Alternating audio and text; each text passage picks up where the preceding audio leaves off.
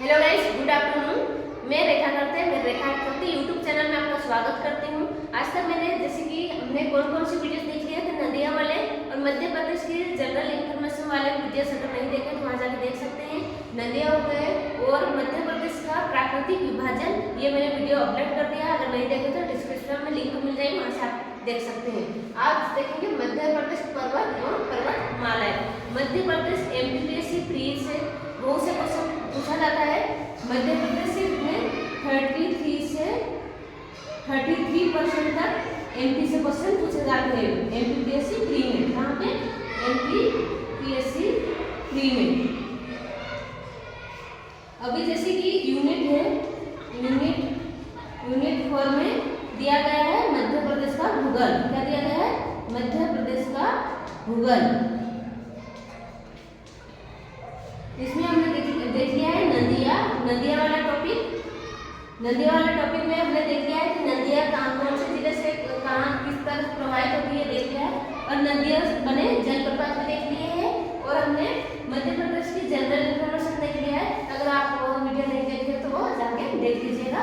आज हम देखेंगे मध्य प्रदेश के पर्वत एवं पर्वतमालाएं। हमारे वीडियोस की मुख्य विशेषता ये है दोस्तों कि हम पढ़ेंगे मैपिंग से। कैसे पढ़ेंगे? मैपिंग से पढ़ेंगे और ट्रिक्स से पढ़ेंगे। कैसे पढ़ेंगे? ट्रिक्स से। जैसे दोस्तों ये होता है, बहुत से क्वेश्चन ऐसे रहते हैं कंफ्यूजन वाले, तो ऐसा रहता है जैसे ट्रिक याद हो जाते हैं तो ट्रिक से हमें कंफ्यूजन दूर हो जाता है। जैसे कर्क रेखा से लगने वाले जिले कितने हैं, तो 14 जिले हैं, तो 14 जिले याद रखना इम्पॉसिबल है। तो हम क्या करेंगे? ट्रिक से याद कर लेंगे, क्योंकि अगर याद भी हो जाता है तो कंफ्यूजन होता है कि ये जिला था या नहीं। कंफ्यूजन के चक्कर में क्वेश्चन गलत चले जाते हैं। और एमपीपीएससी वाले अच्छे से जानते होंगे एक क्वेश्चन की वैल्यू क्या होती है। मुझे पता है क्योंकि एमपीपीएससी प्री निकाली हूँ और 2-3 बार मैंने मेंस दिया है, इसलिए अच्छे से जानती हूँ कि एक क्वेश्चन की वैल्यू क्या होता है। तो हम मैपिंग से पढ़ेंगे और ट्रिक्स से पढ़ते हैं। तो चलिए देखेंगे मध्य प्रदेश पर्वत एवं पर्वतमालाएं। चलिए देखते हैं।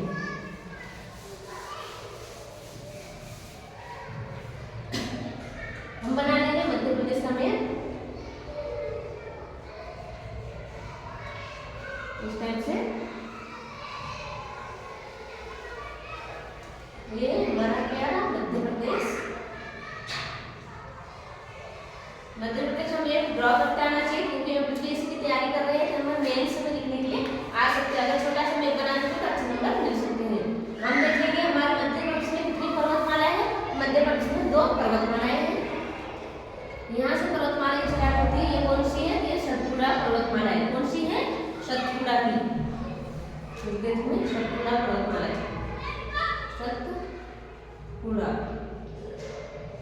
सतपुड़ा पर्वतमाला है।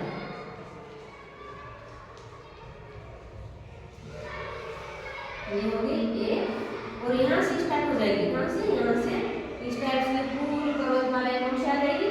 तो ये आ जाएगी विंध्याचल पर्वतमाला। कौन सी है? विंध्याचल पर्वतमाला। यहाँ पे लिख देती हूँ विंध्याचल पर्वतमाला।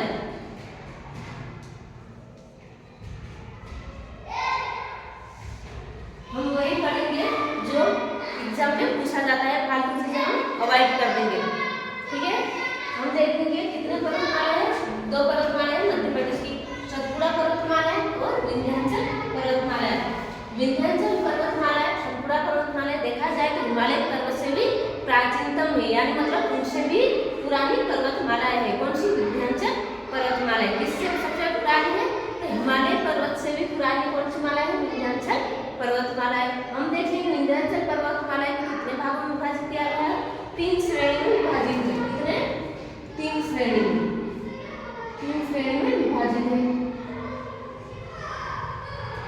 3 श्रेणी में विभाजित।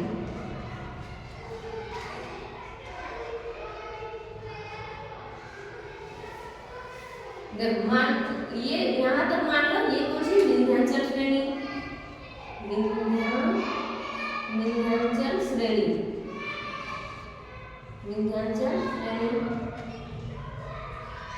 दिखाई दे रहा है? हाँ, दिखाई दे रहा है।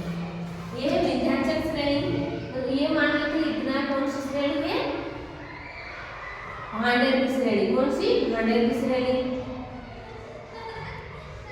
भांडेर की श्रेणी। फिर आ जाएगा केमूर की श्रेणी, केमूर की श्रेणी। और आगे आ जाएगी पारसनाथ की, क्या आ जाएगा? पारसनाथ, पारसनाथ की श्रेणी। ये कहाँ पे आ जाती है? झारखंड में आ जाती है। कहाँ पे आ जाती है? झारखंड राज्य में आ जाती है। विंध्याचल पर्वतमाला कितने भागों में विभाजित है? विंध्याचल श्रेणी हो गई, भांडर श्रेणी, केमूर श्रेणी और पारसनाथ की श्रेणी। पारसनाथ की श्रेणी कहाँ पे आ जाती है? झारखंड में आ जाती है। अगर आप नोट्स बना रहे हैं तो इसी टाइप से बना लीजिएगा, तो आपको याद करने में दिक्कत नहीं होगी। और आपका अगर क्रमानुसार पूछा जाता है तो भी आपको कोई दिक्कत नहीं आएगी कि पूर्व में कौन सी श्रेणी आती है, मध्य में कौन सी श्रेणी आती है और पश्चिम में कौन सी श्रेणी आती है। भांडर की श्रेणी की सबसे ऊंची चोटी का नाम है, यहाँ पे ये कौन से क्षेत्र में आ जाता है? दमोह में आ जाता है। ये थोड़ा आगे बन गया है, दमोह इस तरह पे आता है। कौन से में? दमोह, यहाँ पे लिख लेते हैं दमोह।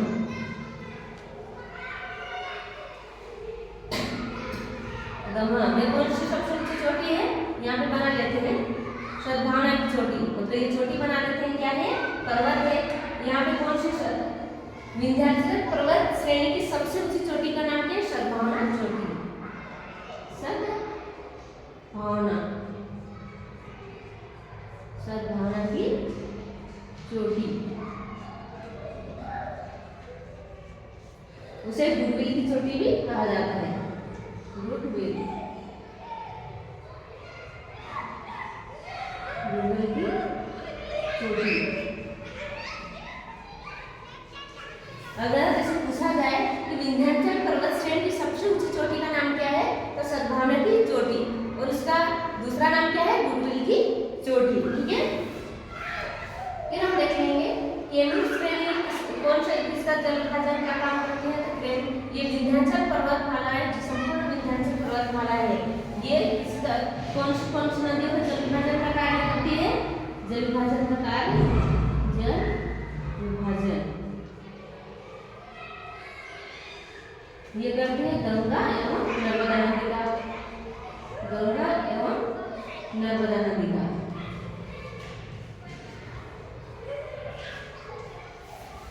ये पूरी विंध्याचल पर्वतमाला कौन सी नदी का जल विभाजन कार्य करती है? गंगा और नर्मदा नदी का जल विभाजन का कार्य करती है।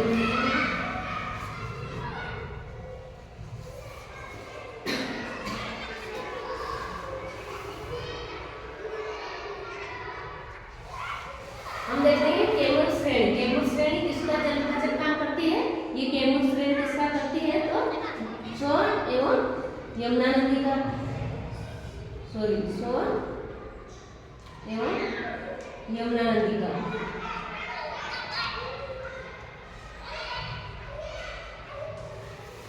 केमूर श्रेणी किसका जल विभाजन काम करती है? सोन एवं यमुना नदी का। और पूरी विंध्याचल श्रेणी किसका जल विभाजन काम करती है? गंगा एवं नर्मदा नदी का। अगर पूछा जाए आपसे, जैसे क्वेश्चन आया सोन एवं यमुना नदी का जल विभाजन का काम कौन सी श्रेणी करती है, तो आप लगाओगे केमूर श्रेणी। अगर पूछा जाए कि नर्मदा गंगा नदी का जल विभाजन का काम कौन करता है, तो विंध्याचल पर्वतमाला। इस टाइप से आप ऑप्शन लगा सकते हैं। फिर हम देख लेंगे विंध्याचल पर्वतमाला है कौन से चट्टानों से मिलकर बना हुआ है। तो विंध्याचल पर्वतमाला कौन से चट्टानों से मिलकर बना हुआ है? लाल बलुआ पत्थर, लाल बलुआ पत्थर, अवशिष्ट,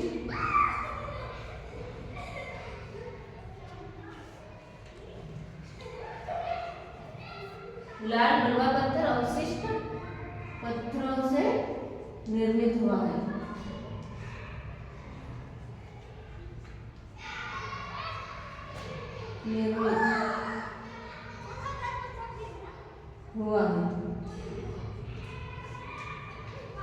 ये क्वेश्चन पूछा जा सकता है कि विंध्याचल पर्वतमाला किस प्रकार के चट्टानों से निर्मित हुआ है, तो अवशिष्ट एवं लाल बलुआ पत्थर से निर्मित हुआ है। कौन सा पर्वतमाला है? विंध्याचल पर्वतमाला है। विंध्याचल पर्वतमाला कितने भागों में विभाजित किया गया? 3, भांडेर, कैमूर और पार्श्वनाथ की श्रेणी। हम देखेंगे भांडेर की सर्वोच्च ऊंची चोटी यानी विंध्याचल पर्वतमाला की सबसे ऊंची चोटी का नाम क्या है? शतभावना चोटी।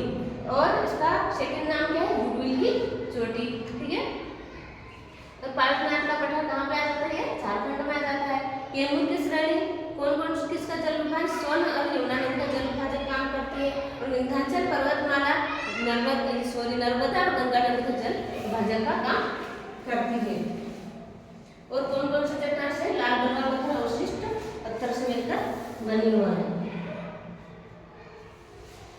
और एक पत्थर का नाम है क्वार्ट्ज पत्थर, ये भी इससे निर्मित है। फिर हम देख लेंगे सतपुड़ा पर्वतमाला। सतपुड़ा पर्वतमाला 3 भागों में विभाजित है। इस टाइप से भी क्वेश्चन पूछा जा सकता है। विंध्याचल पर्वतमाला की सबसे पूर्वी श्रेणी कौन सी है? तो कैमूर की श्रेणी। सबसे मध्य श्रेणी भांडेर की श्रेणी। हम देख लें सतपुड़ा पर्वतमाला की श्रेणियां। यहाँ पे आ जाएगा राजपीपला की श्रेणी। ये कौन सी है? राजपीपला की श्रेणी।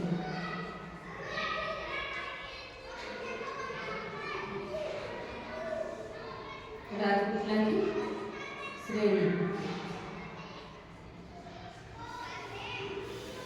यहाँ से क्वेश्चन पूछा गया था एमपीपीएससी प्री में। अगर आपने ओल्ड क्वेश्चन पेपर देखे होंगे तो आपको पता होगा कि यहाँ से सतपुड़ा की पर्वत श्रृंखला से राजपीपला श्रेणी, अखरानी की पहाड़ियाँ, बिजावर की पहाड़ियाँ, बड़वानी की पहाड़ियाँ, ये क्रमानुसार जमाने के लिए क्वेश्चन पूछा गया था। वहाँ पे पूछा गया था कि पूर्व से पश्चिम की ओर कौन कौन सी पहाड़ियाँ स्थित है। क्रमानुसार जमाने के लिए क्वेश्चन पूछा गया था। तो आपको क्रमानुसार याद होना चाहिए कि सबसे पश्चिम में कौन सा है, फिर बीच में कौन से आते हैं, फिर पूर्वी में कौन से आते हैं। ये क्वेश्चन आपको मालूम होना चाहिए।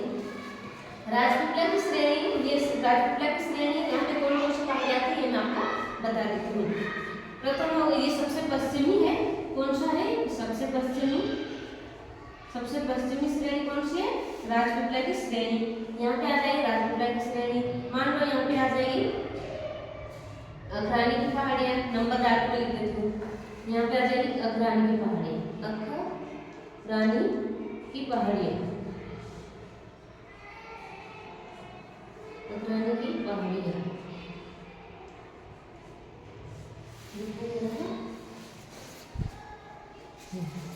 अखरानी की पहाड़ियाँ। फिर आ जाएगी यहाँ पे बिजावर की पहाड़ियाँ।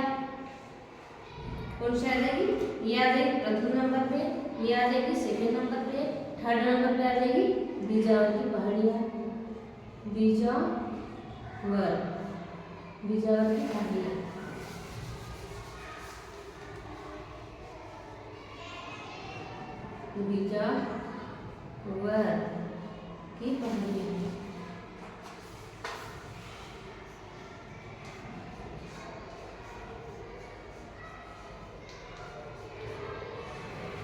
बिजावर की पहाड़ियाँ। फिर आ जाएगी यहाँ पे, मान लो यहाँ पे क्या है? बड़वानी की पहाड़ियाँ। फिर आ जाएगी यहाँ पे बड़वानी की पहाड़ियाँ। बड़वानी की पहाड़ियाँ। फिर यहाँ पे आ जाए असीरगढ़ का किला, असीरगढ़ की पहाड़ी। कौन सा आ जाएगी? असीरगढ़। असीरगढ़। फिर आ जाएगी यहाँ पे ग्वालीगढ़। कौन सा आ जाएगा? ग्वालीगढ़।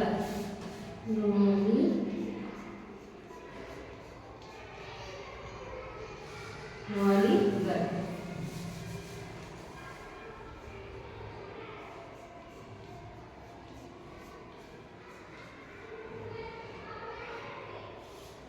ये आपको क्रमानुसार याद रखना है इसी टाइप से। सबसे पश्चिमी पहाड़ी कौन सी? राजपीपला की श्रेणी। सेकंड नंबर पे अखरानी की पहाड़ी, फिर थर्ड बिजावर की पहाड़ियाँ, फिर बड़वानी की पहाड़ियाँ, फिर असीरगढ़ की पहाड़ी, फिर ग्वालीगढ़ की पहाड़ी। ये क्वेश्चन पूछा गया था एमपीपीएससी प्री में। आप ओल्ड पेपर अगर आपने देखा होगा तो आपको मालूम होगा। इसी टाइप से क्रमानुसार जमाने के लिए पूछा गया था। अगर पूछने की पूर्व से पश्चिम क्या जमाइए तो आप सबसे पहले किसका लिखोगे? ग्वालीगढ़ की पहाड़ी, सेकंड नंबर असीरगढ़ की पहाड़ी, बड़वानी की पहाड़ियाँ, बिजावर की पहाड़ियाँ, फिर अखरानी की पहाड़ियाँ, श्रेणी।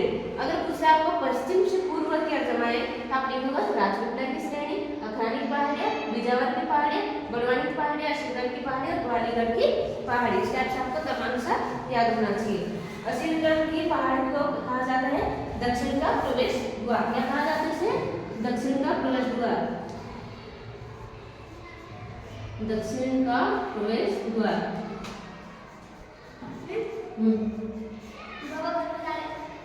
क्या मेरे को दीवार जाना है। इसे असीलगढ़ के किले, असीलगढ़ के पहाड़ी बोला जाता है दक्षिण का प्रवेश द्वार भी कहा जाता है। और यहाँ पे आ जाते हैं ब्राह्मणपुर का दर्रा। क्या जाता है? ब्राह्मणपुर का दर्रा।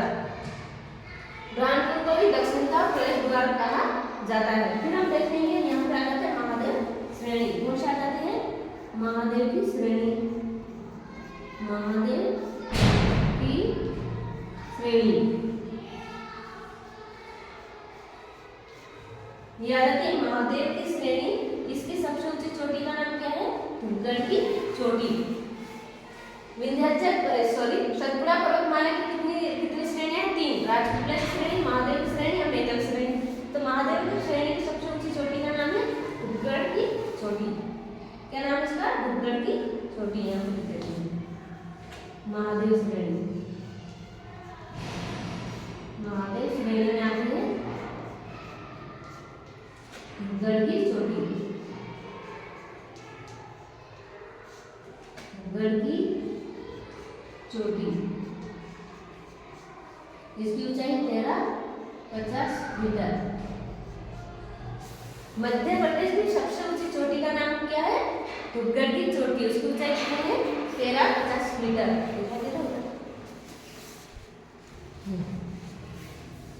फिर हम देखेंगे मेटल की श्रेणी। ये कौन सी हो जाती है? मेटल की श्रेणी, मेटल की श्रेणी। मेटल की श्रेणी की सबसे ऊंची चोटी का नाम है, इसका नाम है अमरकंटक।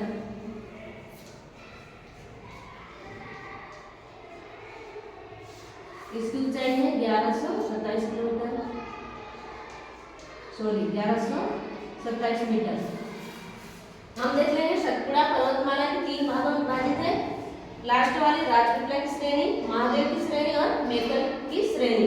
इसमें आ जाती है राजपीपला की श्रेणी में आ जाएगी इतनी सी पहाड़ी आ जाती है, अखरानी की पहाड़ी, बिजावर की पहाड़ी, बड़वानी की पहाड़ियाँ और असीलगढ़ की पहाड़ी और ग्वालीगढ़ की पहाड़ियाँ। फिर हम देख लेंगे महादेव की श्रेणी में सबसे ऊंची चोटी का नाम है, यहाँ पे लिखा है धूपगढ़ की चोटी। इसमें है 1350 मीटर। फिर हम देखेंगे मेटल की श्रेणी। मेटल की श्रेणी की सबसे ऊंची चोटी का नाम है अमरकंटक। इसकी ऊंचाई है 1127 मीटर। फिर हम देख लेंगे यहाँ पे बुंदेलखंड का पठार है। यहाँ पे आ जाता है बुंदेलखंड का पठार। बुंदेलखंड के पठार की सबसे ऊंची चोटी का नाम है सिद्ध बाबा की चोटी। क्या नाम है यहाँ पे? सिद्ध बाबा की चोटी। यहाँ पे मैं लिख देती हूँ सिद्ध बाबा की चोटी। इसको बता देती हूँ सिद्ध बाबा की चोटी। सिद्ध बाबा की चोटी की ऊंचाई कितनी है? तो 1172 मीटर। ये बुंदेलखंड की सबसे ऊंची चोटी की बात किया है, कौन से? सिद्ध बाबा की चोटी। इसकी ऊंचाई 1172 मीटर। फिर हम देख लेंगे मालवा में कौन सी चोटियां आती है। मालवा में आती है सीकर की चोटी। मालवा क्षेत्र यहाँ पे आ जाता है। यहाँ पे सबसे ऊंची चोटी का नाम है सीकर की चोटी, सीकर की चोटी। इसमें इसकी ऊंचाई है 881 मीटर। फिर सेकेंड नंबर पे आती है जानापाव की पहाड़ी, जानापाव की पहाड़ी। सेकेंड नंबर पे आती है जानापाव की पहाड़ी। इसकी ऊंचाई है 854 मीटर। जानापाव पहाड़ी से कौन सी नदी निकलती है? तो जानापाव पहाड़ी से निकलती है चंबल नदी। फिर आ जाती है हजारी की चोटी। दूसरे नंबर पे आ जाती है हजारी की चोटी, हजारी की चोटी। हाँ,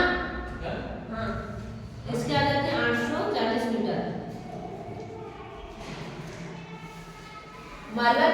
में कौन कौन सी चोटी है? अगर मालवा के पठार में अगर पूछा जाए क्वेश्चन तो आप लिख सकते हैं सिग्गा की चोटी, इसकी ऊंचाई 881 मीटर। फिर आगे सेकंड नंबर जानापा की चोटी, इसकी ऊंचाई 854 मीटर। फिर आ जाती है धजार की चोटी जो है 840 मीटर। फिर से हम पूरा रिवाइज कर लेंगे एक बार। हमने देखा विंध्याचल पर्वतमाला है, इसमें कितने भाग हैं? विंध्याचल की श्रेणी, भांडेर की श्रेणी, केमेरू श्रेणी। भांडेर की श्रेणी डगों में कौन सी चोटी सबसे? विंध्याचल पर्वतमाला की सबसे ऊंची चोटी का नाम क्या है? विंध्याचल सद्भावना की चोटी। इसका सेकंड नाम है गुडविल की चोटी। फिर हमने देख लिया इसमें बुंदेलखंड क्षेत्र में सिद्ध बाबा की चोटी, इसकी ऊंचाई है 1172 मीटर। इसे कितने भागों में विभाजित? 3 भागों में विभाजित किया गया है। और कौन से पत्थरों से निर्मित है? तो ये लाल बलुआ पत्थर से, क्वार्ट्ज पत्थर से, अवशिष्ट पत्थरों से निर्मित है। और हिमालय पर्वतमाला से भी पुरानी पर्वतमालाएं ही है। फिर हम देखें सतपुड़ा पर्वतमाला है। सतपुड़ा पर्वतमाला है तो कितने भागों में विभाजित है? 3 भागों में विभाजित किया गया है। सबसे पश्चिमी है राजपीपला की श्रेणी, सेकेंड में आता है महादेव की श्रेणी, पूर्व में आता है मेघड़ की श्रेणी। फिर हमने देखा कि राजपीपला श्रेणी में कौन कौन सी पहाड़ियां स्थित है। तो यहाँ पे राजपीपला की श्रेणी में आते हैं अखरानी की पहाड़ियां, बीजावर की पहाड़ियां, बड़वानी की पहाड़ियां और असीलगढ़ की पहाड़ी, फिर ग्वालीगढ़ की पहाड़ी। असीलगढ़ की पहाड़ी को दक्षिण का प्रवेश द्वार भी कहा जाता है। फिर हमने देखा महादेव की श्रेणी। महादेव की श्रेणी में सबसे ऊंची चोटी का नाम क्या है? धूपगढ़। धूपगढ़ की जो लिखा मैंने धूपगढ़ की चोटी, इसकी ऊंचाई 1350 मीटर। फिर हमने देखा मेकल की श्रेणी, सबसे पूर्वी श्रेणी कौन सा? मेकल की श्रेणी। मेकल श्रेणी की सबसे ऊंची चोटी का नाम है अमरकंटक, इसकी ऊंचाई 1127 मीटर। फिर हम देख लेते हैं कि विंध्याचल पर्वतमाला कौन से पत्थरों से बनी हुई है। विंध्याचल पर्वतमाला बनी है दक्कन का चट्टान, दक्कन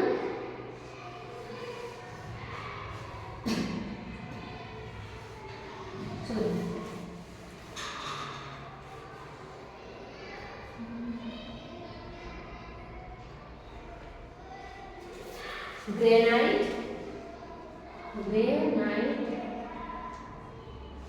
दक्कन ग्रेनाइट और बेसाल्ट का चट्टानों से। कौन से?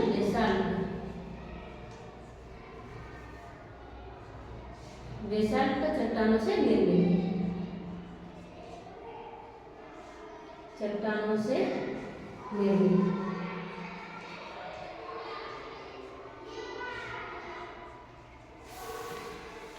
विंध्याचल पर्वतमाला कौन से चट्टान से निर्मित है? दक्कन ग्रेनाइट और बेसाल्ट चट्टानों से निर्मित है। फिर केमेरू श्रेणी कौन सी नदी का जल विभाजन काम करती है? स्वर्ण यमुना नदी का जल विभाजन का काम करती है। विंध्याचल पर्वतमाला जल विभाजन गंगा नर्मदा नदी का जल विभाजन का काम करती है। दोस्तों अगर ये वीडियो अच्छा लगे तो इसे लाइक कीजिए, सब्सक्राइब कीजिए एंड शेयर कीजिए। इससे पहले मैं बता दूं मतलब ये श्रेणियाँ किस टाइप से याद कर सकते हैं, ये श्रेणियाँ किस टाइप से याद कर सकते हैं। यहाँ पे देख लेते हम विंध्याचल पर्वतमाला की कितनी श्रेणियाँ हैं? 3 श्रेणी हैं। भांडेर की श्रेणी, केमेरू की श्रेणी और पार्श्वनाथ। इसकी ट्रिक है विभाग। जैसे विभाग लिखते हैं तो हम लिखेंगे विभाग पार करो, विभाग पार करो, ठीक है। विभाग में काम है, विभाग में काम इस टाइप से बोलते हैं ना, तो हम विभाग को बोलेंगे विभाग पार करो, ठीक है। इसकी ट्रिक है वी से आ जाएगा विंध्याचल श्रेणी, क्या आ जाएगा? विंध्याचल श्रेणी। फिर आ जाएगा वहां से आ जाएगा भांडेर की श्रेणी, फिर आ जाएगा से आ जाएगा केमेरू की श्रेणी और पार से आ जाएगा पार्श्वनाथ की पार्श्वनाथ की श्रेणी। विभाग से आपने देखा था वी से विंध्याचल की श्रेणी, पार से भांडेर की श्रेणी, क से केमेरू की श्रेणी, पार करो, पार से आ जाएगा पार्श्वनाथ की श्रेणी। फिर हम देख लेंगे विंध्याचल पर्वतमाला की श्रेणी किस टाइप से याद रखें।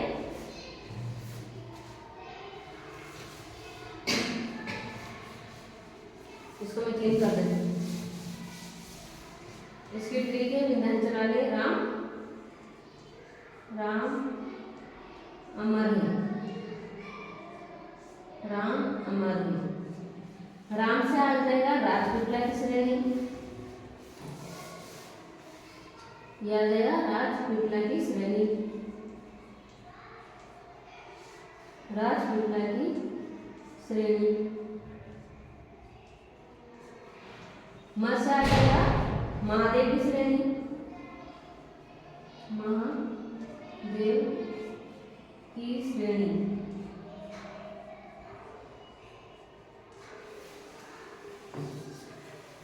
अ से आ जाएगा अमरकंटक, अमरकंटक। म से आ जाएगा मेकल की श्रेणी, मेकल की श्रेणी।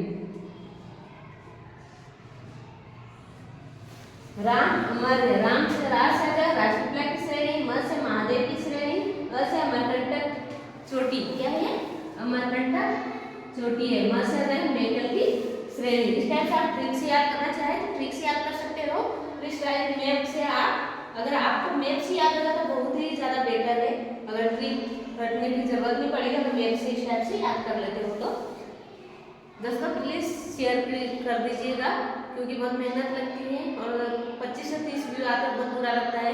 मैं भी आपकी जैसे ही तैयारी कर रही हूँ, प्लीज़ आप शेयर कीजिए। चलिए मिलेंगे नेक्स्ट वीडियो में। जय हिंद, जय भारत।